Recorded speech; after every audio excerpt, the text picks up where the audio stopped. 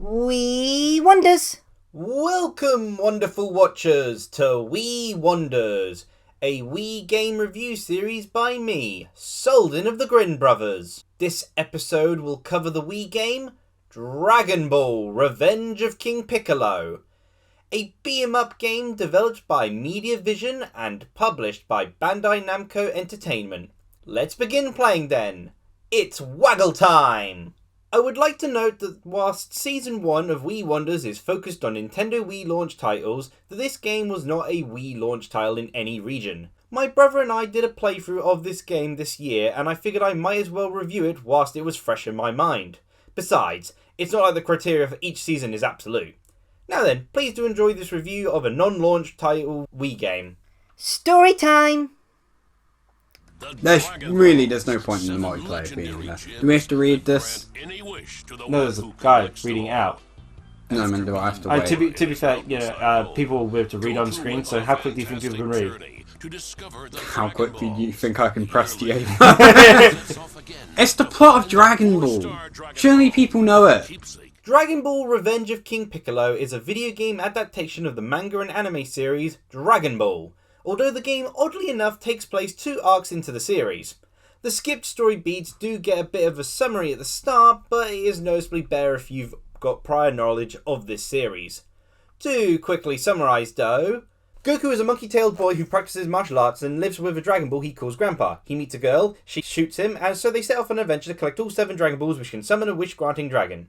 They meet a bunch of people and stop the world-conquering plans of a human named Pilaf.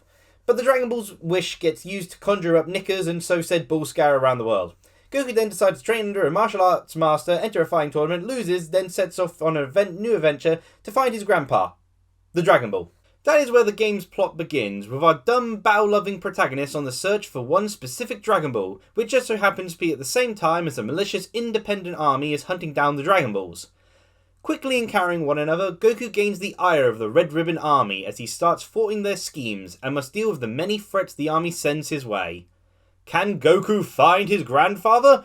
Where will his perilous adventure take him? And why is this game called Revenge of King Piccolo when 5 of its 9 chapters are devoted to the Red Ribbon Saga? Find out in Dragon Ball Revenge of King Piccolo! This legacy of Goku's is told through quite a bit of dialogue, most of it contained within bountiful amounts of fully voiced cutscenes. The majority of these cutscenes are visual novel styled ones with large and expressive character portraits bantering back and forth. There is also a few in-game dialogue scenes which lack voice acting, with these typically at the start and end of a level, as well as before boss battles. They can pop up elsewhere in a level and can interrupt the flow of things, but they can also enhance the story experience. Not every bit of the manga/anime's plot is covered in this game, but all the vital scenes, including Goku, are explored, as well as other moments being added on or expanded on in order to stretch out and improve portions of the game. The choice to start 1/3 of the way into this manga-based storyline is a bit jarring for a non-sequel game. However, it does do a decent job of presenting the storyline it covers thanks to its dropping of dialogue, cinematics, levels, collectibles, and cutscenes. I would certainly say that this game offers an excellent way to experience the Red Ribbon Saga of Dragon Ball in particular. Instruction time! Goku's martial arts skills are rather simple to grasp, with only rare waggling moments required of your Wii Remote and Nunchuck. Button placement is pretty standard at first, with A button to attack, B button to jump, C button to guard, and the control stick for movement, but the other functions and their placement are more unique. The mindset in the control scheme was obviously to focus on the top half of the Wii Remote, as the -1 and 2 buttons serve no purpose, and Goku's iconic Kamehameha is performed by pressing the D-pad. Perhaps a younger audience was considered for this PEGI 12 game, as all directions of the D-pad function as if one big Kamehameha button, firing an energy blast in the direction you are facing. The Z button's action is referred to as the lock-on action, and it functions as a context-sensitive command. Typically, you, an enemy, or an object will gain a blue circle around them at some point, and a swift press of the Z button will deliver an action specific to the situation, be it homing into the circled element, grabbing things, blocking powerful roars, and more.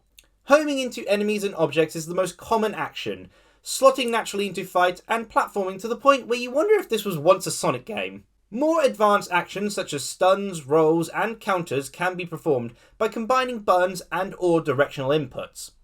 Whilst tapping the A button for a combo, you can move the control stick up and down for the stun attack or trigger attack respectively. Whilst defending with the C button and moving with the control stick will allow Goku to dodge roll and even follow up with a dodge attack. The controls are easy to learn and can have decent depth through timing of the button presses and careful management of your moves to obtain higher combo scores.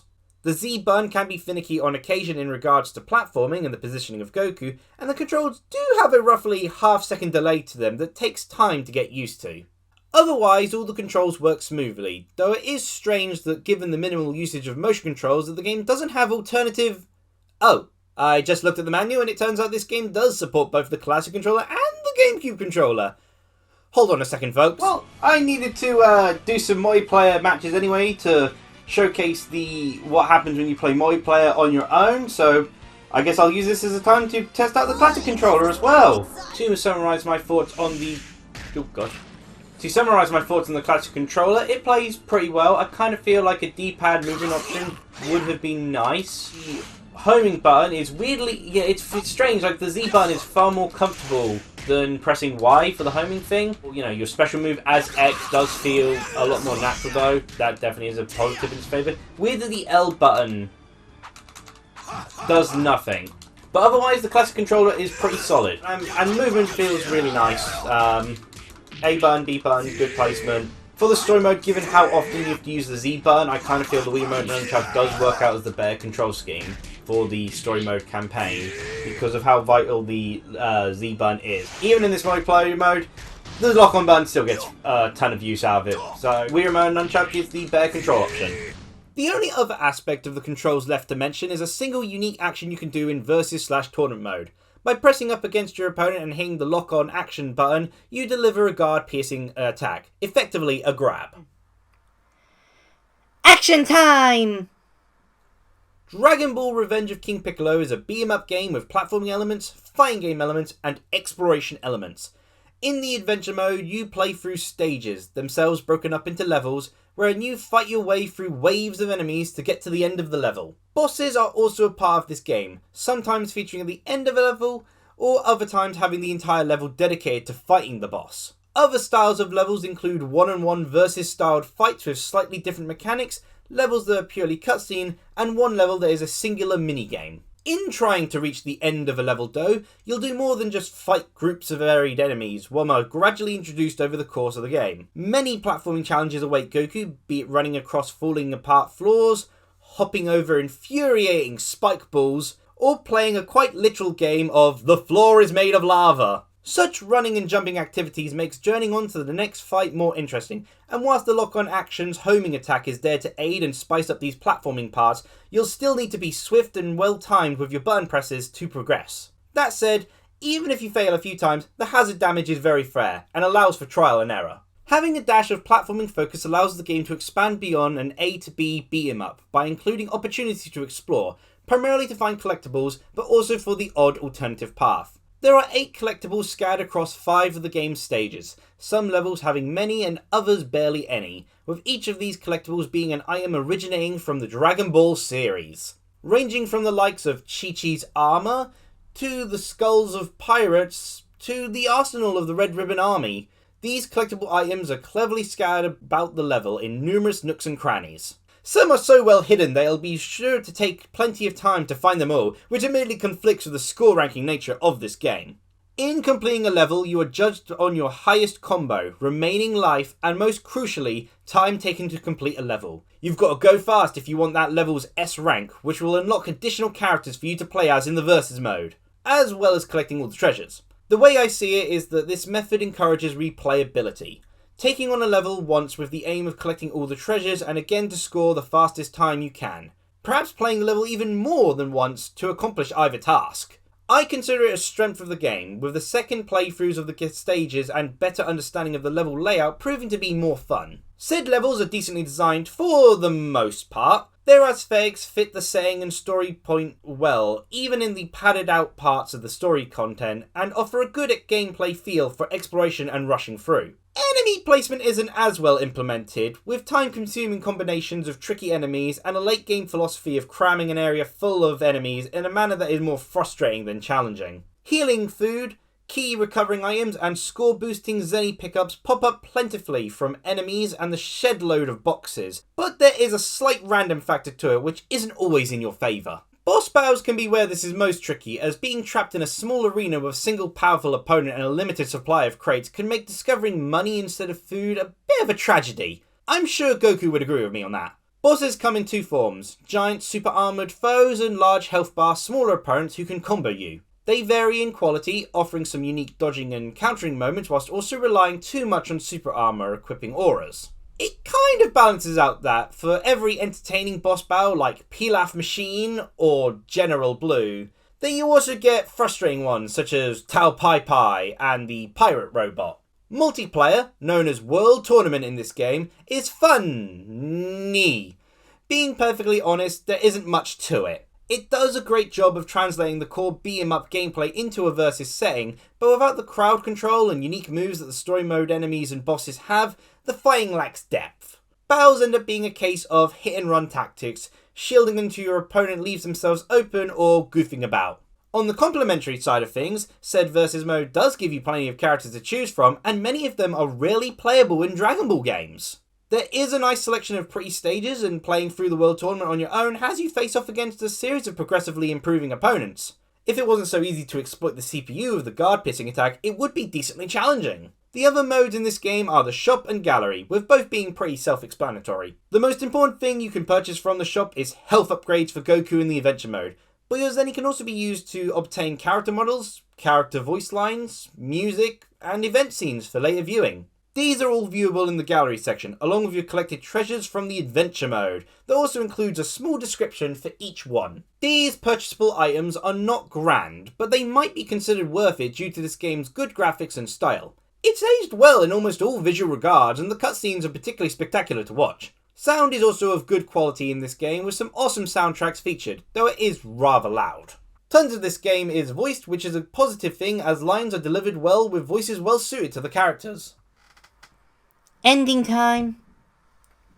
Waggle time is over, and the two questions left to answer are as follows. What are my overall thoughts on this game, and who do I recommend this game for? Dragon Ball Revenge of King Piccolo is a fun beat-em-up with charming visuals, spiffing simplicity, delightful Dragon Ball content, and inventive ideas. It is, however, a rough game with many unpolished aspects and small flaws bringing it down, such as a very rushed final stage consisting only of boss fights. Despite these problems, I still feel it is a fun game, and certainly king in terms of replayability. As for who I recommend this game for, well, Dragon Ball fans is the obvious answer. They won't have to worry about how this game skips earlier story arcs, and they'll be thrilled at the small series nods and the chance to play as lesser utilised series characters in the multiplayer. It is also an easier beat 'em up than most, with decent touches of other genres for variation, so folks newer to the beat 'em up games, or even a younger gamer might find this game appealing to them. And I suppose if there are folks with only short and sporadic time on their hands, that a game such as this, which you can jump into to gain high scores and gather collectibles with easy to remember controls, is quite ideal for this oddly specific group. Whether you'll choose to play the wee wonder that is Dragon Ball Revenge of King Piccolo is up to you. But either way, I hope you enjoyed this review, and thank you for watching. This is my ultimate training technique. You will now become the expert climber, and now help me beat Tao Pai, right? In a climbing contest, yes! In a climbing contest? Maybe. In a fight? No, you're dead. You could out-climb him. Maybe if you climb up him, you can win. Well, what good would that do? I don't know, he got hit if you're on top of his head. Thank you for watching. Cheerio!